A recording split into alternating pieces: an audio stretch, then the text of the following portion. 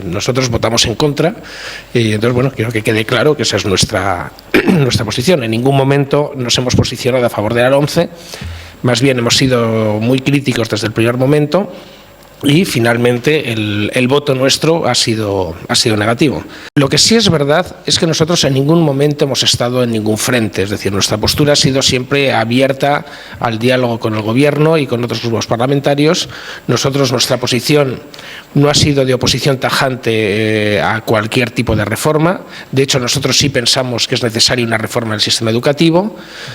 No compartimos el análisis que nos parece tremendamente simplista de decir que nuestro sistema educativo está bien como está, lo único que necesita quizá es algún pequeño retoque y que todos los problemas que pueda tener la enseñanza en España se deben a la insuficiente inversión y que todo se resuelve poniendo algo más de dinero, ¿no? Nos parece que, por supuesto, es necesario invertir en educación, es conveniente aumentar más la inversión.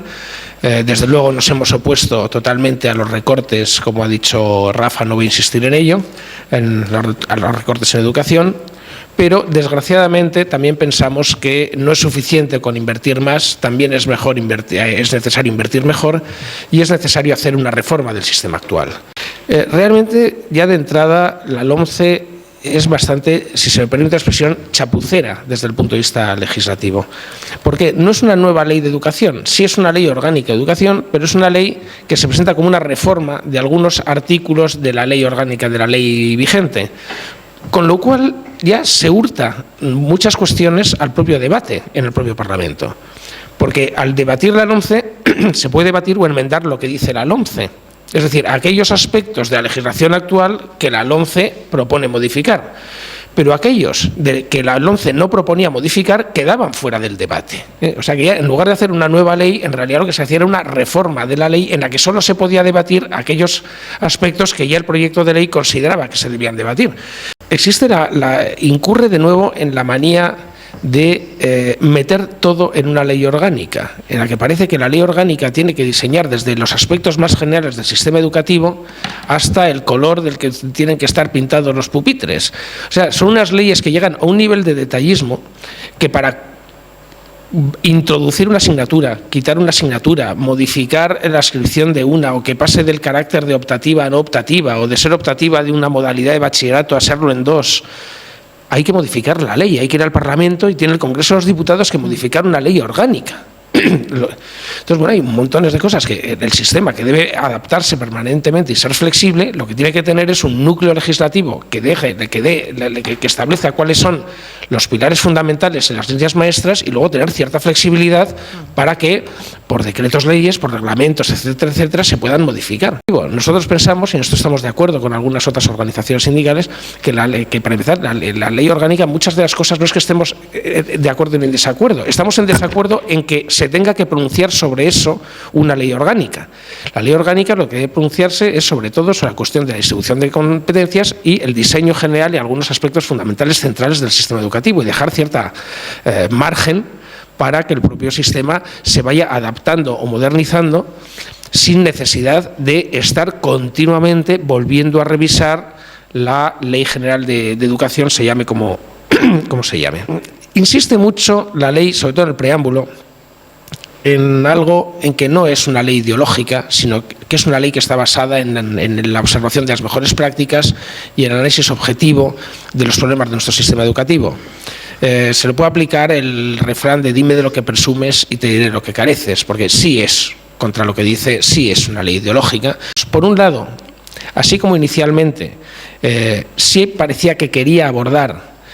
uno de los problemas que tiene nuestro sistema educativo, que es el de la fragmentación en 17 sistemas diferentes, como ha dicho Belén a propósito de las escuelas de idiomas. Ahí parecía que sí se querían dar pasos hacia una cierta unificación del currículo. Ahí se dio marcha atrás. Debieron ser muy persuasivos los representantes de los partidos nacionalistas, porque en eso se dio marcha atrás y en eso la ley es absolutamente inmovilista. deja las cosas esencialmente, prácticamente tal y como están, salvo en una cuestión que fue una enmienda nuestra, que fue finalmente votada, y es que sí establece la ley el derecho a elegir la lengua vehicular que uno quiere utilizar en la enseñanza. Otras modificaciones que ha habido han tenido más que ver pues con los intereses de lobbies o grupos de interés que sí tienen bastante influencia en el Partido Popular, que son básicamente los de la enseñanza privada y la conferencia episcopal, ¿no? Ahí sí que ha habido cambios. En este sentido, pues sí, nos parece que contra lo que se dice sí ha sido es una ley ideológica. ¿En qué aspectos nos parece insatisfactoria? Uno, ya lo he dicho, no se dan pasos, realmente el problema de la fragmentación del sistema educativo no se aborda, realmente no hay pasos, no hay cambios significativos en cuanto a la unificación del currículum y en la facilitación de la movilidad de profesores y estudiantes en todo el territorio español, y por lo tanto, pues bueno, uno de las lacras que tiene nuestro sistema educativo sigue tal cual. Otro aspecto en el que digo que es una ley ideológica que nosotros compartimos es la marginación de la enseñanza pública. En España ha habido una cierta perversión de la idea del concierto educativo. Se ha pasado del concierto con una entidad privada como algo que se hace para garantizar el derecho a la educación de todos los alumnos, porque la red pública no puede abarcar todo, y por tanto como un recurso para establecer un concierto con entidades privadas, pues para poder garantizar ese derecho, a la consideración de red concertada como una especie de red paralela en la que no se establecen conciertos con centros ya existentes, sino que incluso ya se crean centros concertados antes de que existan los propios centros, lo cual ya es una especie de cosa ya conceptualmente extraña, ¿no? Parece que existe el centro concertado antes de que exista el centro, pero vamos, como se puede establecer un concierto con algo que existe, ¿no? Es una especie casi de aberración ontológica. Pero bueno, eso es una peculiaridad del sistema educativo español. No existe algo parecido de esa magnitud, salvo que yo sepa solamente en Bélgica. Desde luego no es lo que sucede en los países que obtienen mejores resultados en las pruebas homologadas internacionales, y en esto más bien este proyecto ahonda en esta idea, puesto que a la hora de regular los conciertos con entidades, con centros privados, financiados con centros públicos, ni se dan pasos para garantizar que la gratuidad sea real, ni para que los criterios de admisión sean homologables a los de los centros públicos, sino que además se introduce un concepto que es el de demanda social, que va más en la dirección que además, bueno, vemos que manifiestan los gobiernos del Partido Popular, en particular desde luego de la región de Murcia, lo conocemos muy bien, de una tendencia a la marginación o a la creación o a convertir la propia red pública no en la columna vertebral del sistema educativo, sino más bien una especie de red subsidiaria, ¿no?, de la propia red privada concertada. Es que confesionaliza más el sistema educativo y el currículum de lo que ya es. Nosotros, UPyD es un partido laico y laicista, partidario de la separación entre la Iglesia, entre el Estado y las confesiones religiosas, porque pensamos que, en fin, un valor fundamental como es la libertad de cultos, la libertad religiosa y la libertad de pensamiento, y la separación o la no confesionalidad del Estado son las dos caras de la misma moneda, y nos parece que la libertad de conciencia, la libertad religiosa, la libertad de culto está tanto más garantizada cuanto más clara sea la separación entre las dos esferas. En ese sentido, en la enseñanza nosotros pensamos que no deben formar parte del currículum ningún tipo de materia de adoctrinamiento ideológico, sea religioso o sea de cualquier otro tipo, y por lo tanto, pues bueno, no estamos a favor de que exista dentro del currículum como tales asignaturas confesionales. La LOMCE las mantiene, pero no solamente las mantiene, sino que las introduce en más cursos, en cursos en los que todavía no estaban, por lo tanto hay una presencia mayor, y además vuelve a introducir la especie de prestación social sustitutoria, ¿no? Igual que existía para el servicio militar, el que no hacía el servicio militar tenía que hacer lo que se llama el servicio civil o luego prestación social sustitutoria, pues claro, para que no se declare objetor todo el mundo, ¿no? y nadie fuera a la mili, pues aquí hay una especie, se crea esta especie de prestación académica sustitutoria, que de nuevo se introduce una asignatura que se obliga a cursar a todo aquel que no desee cursar una asignatura confesional. Por lo tanto, nos parece que es resultante una reforma que inmovilista en algunos aspectos, demasiado tímida en otros y, a nuestro juicio, reaccionaria en aquello en lo que sí es más, en lo que es más decidida y sí se lanza más y es menos tímida, pues va en una dirección que a nosotros pues nos parece social y políticamente reaccionaria. Y esa es la razón por la que nosotros, pues,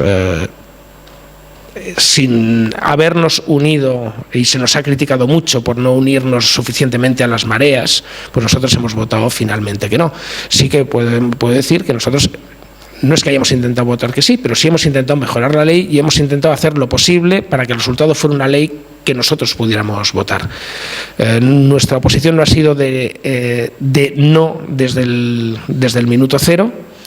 pero la verdad es que tengo que decir que nos ha dado lo mismo. O sea, realmente los del no desde el minuto cero y los del, bueno, vamos a ver qué hacemos y tener una actitud más abierta y más dialogante,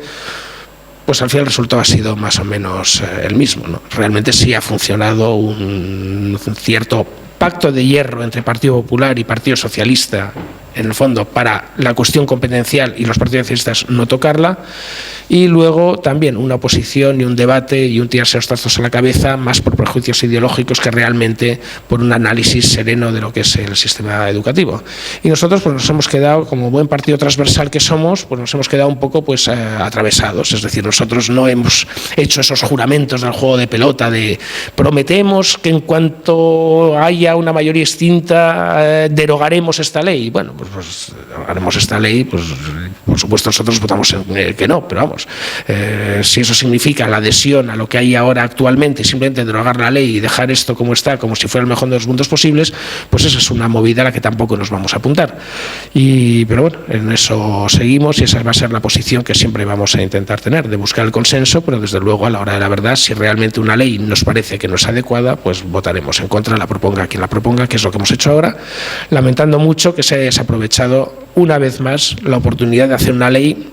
basada en análisis rigurosos, en propuestas realmente realistas, viables y basadas en la experiencia y reformas realmente valientes que afronten de verdad los problemas, en lugar de reformas tímidas que lo dejan todo como está, salvo en algunas cuestiones más por motivaciones de prejuicio ideológico que realmente de mejora del sistema educativo.